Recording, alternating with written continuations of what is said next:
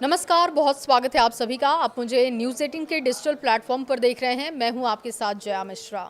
तुर्की के इस्तांबुल में पाकिस्तान और अफगान तालिबान के बीच हुई ताज़ा शांति वार्ता एक बार फिर से बिना किसी नतीजे के खत्म हो गई। दोनों देशों के प्रतिनिधि सीमा पार आतंकवाद और सुरक्षा जैसे मुद्दों पर एक दूसरे को दोष देते हुए दिखाई दिए। अफगान तालिबान ने इस्लामाबाद पर गैर जिम्मेदार और असहयोगी रवैये का आरोप भी लगाया है। उसके बाद देखिए, तालिबान प्रवक्ता मुजाहिद ने सोशल मीडिया एक्स पर बयान जारी किया और कहा कि हम अच्छे इरादों और पूरे अधिकार के साथ वार्ता में शामिल हुए थे, लेकिन पाकिस्तान ने बातचीत को गंभीरता से नहीं लिया, अपनी जिम्मेदारी से बचता हुआ दिखा।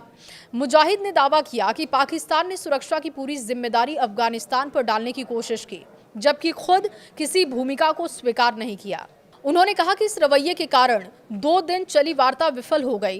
तालिबान ने यह भी दोहराया है कि अफगानिस्तान की धरती किसी देश के खिलाफ इस्तेमाल नहीं होने दी जाएगी और चेतावनी दी है कि काबुल अपनी संप्रभुता की रक्षा हर कीमत पर करेगा।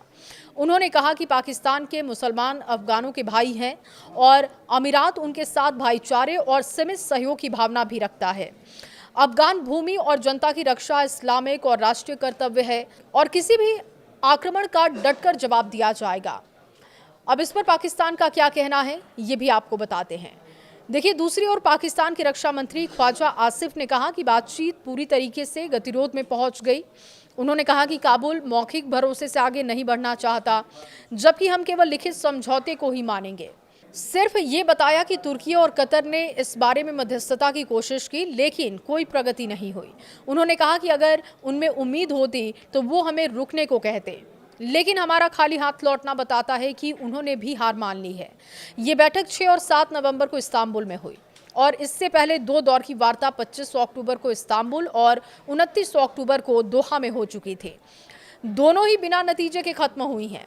विशेषज्ञों के मुताबिक ये तीसरा असफल दौर बताता है कि पाकिस्तान और अफगानिस्तान के बीच तहरीके तालिबान पाकिस्तान यानी कि टीटीपी जैसे संगठनों पर कार्रवाई को लेकर गहरी अविश्वास की खाई मौजूद है और इसी वजह से तालिबान और पाकिस्तान की दूरियां लगातार बढ़ती हुई दिख रही हैं। ये एक दूसरे के दुश्मन बनते हुए दिख रहे हैं। इस खबर पर आपकी राय क्या है? कमेंट बॉक्स में ज़रूर बताइएगा।